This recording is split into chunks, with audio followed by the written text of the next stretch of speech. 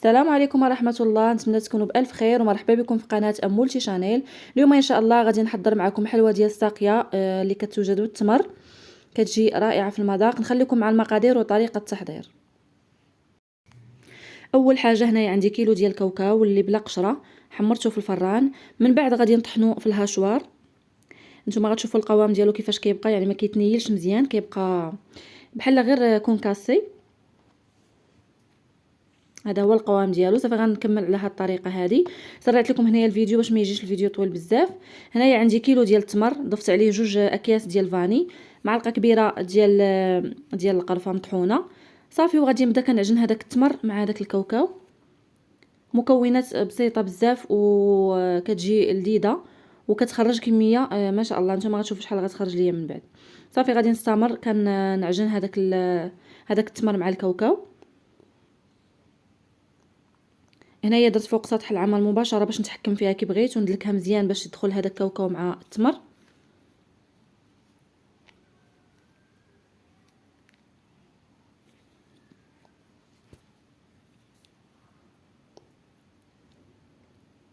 هاد الحلوه راه ما كتحتاج لا فران لا حتى حاجه، يعني ساهله دقيقه 90 كما كنقولوا، دغيا دغيا كتوجد.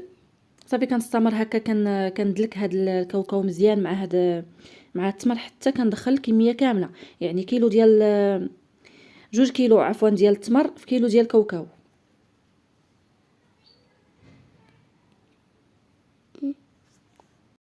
صافي هنايا بعد ما جمعت العجين، نتوما كتشوفوا القوام ديالو كيفاش كيكون. غادي ندوز باش غادي نردو دي بودا. هانتوما غتشوفوا كيفاش غادي نديرو حرابل طوال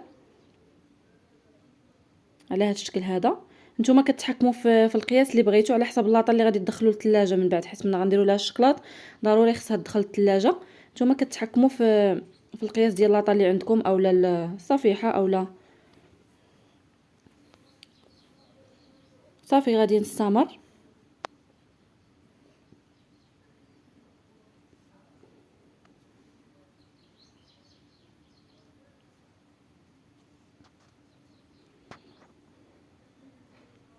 هي راه ساهله انكم تشكلوها، ما كتعذب ما حتى حاجه، غير دلكوها مزيان، عطيوها الدلك باش تدخل الكاوكاو مزيان مع هذاك التمر.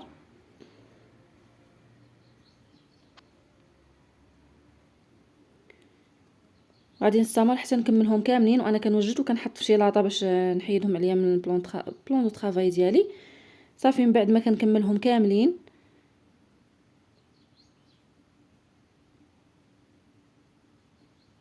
غادي ندوزو لهاد المرحله هذه هي ديال اننا نفندوهم في الزنجلان.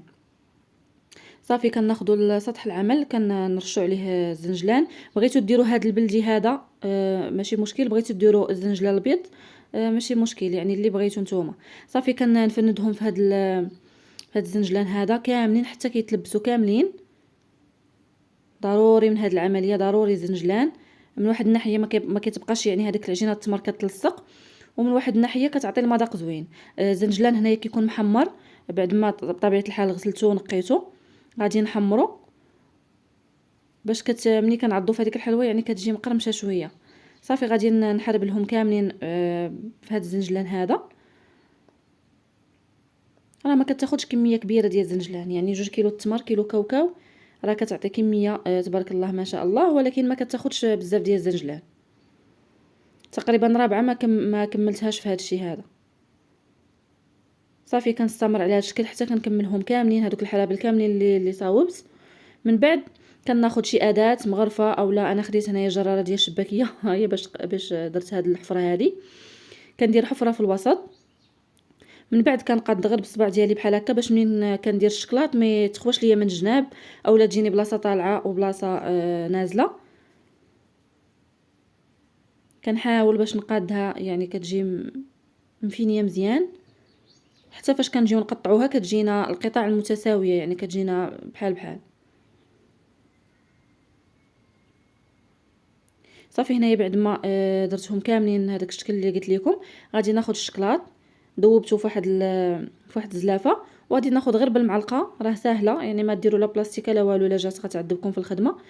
معلقه بحال هكا وكنبقى كنعمر هذيك الحفره اللي هي علاش كانت يعني هي الساقيه.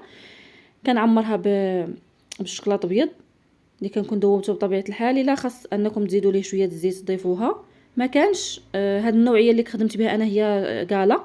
ضروري هاد الشوكولاط ابيض ديال كالا ما كنضيفوا ليه شويه ديال الزيت النباتيه. من بعد دوبت الشوكولاط اسود، وغادي ناخذ واحد السورانك اولا ديروا نتوما بلاستيكه اولا اللي عندكم، وغادي ندير خطوط على هذا الشكل هذا في الوسط، ضروري باش كتجينا هذيك الزواقه اللي شفتوا في الاول.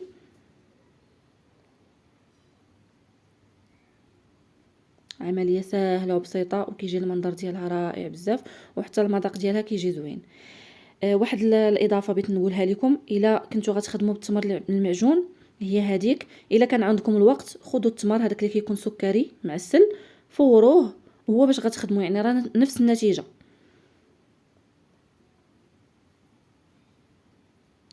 صافي غادي نستمر حتى نكمل هاد الخطوط هادو.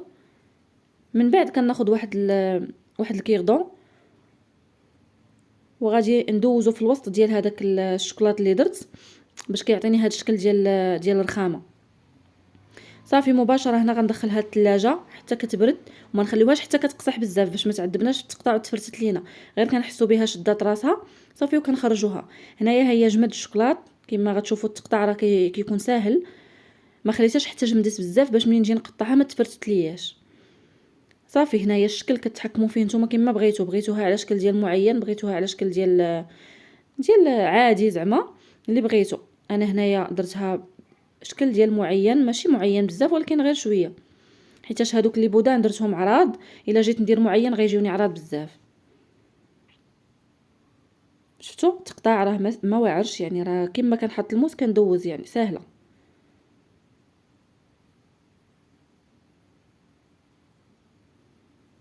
هنايا ضروري غنحتاجوا هاد القويعطات هادو اللي غندير فيهم هاد الحلوه. هذاك الحجم الصغير ديال القويعطات هو اللي غيجيكم مزيان في هاد الحلوه هادي. صافي غادي نستمر على هاد الشكل حتى كنكمل كاع الكميه اللي عندي.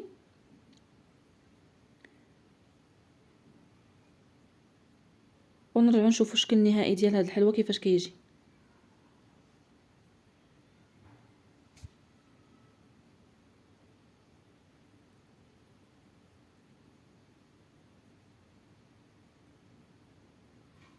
وكيكون هذا هو الشكل النهائي ديال هاد الحلوه ديال اليوم. نتمنى تنال الاعجاب ديالكم، واللي كيزور القناه اول مره يدير اشتراك يفعل الجرس باش يبقى يوصلو كل جديد.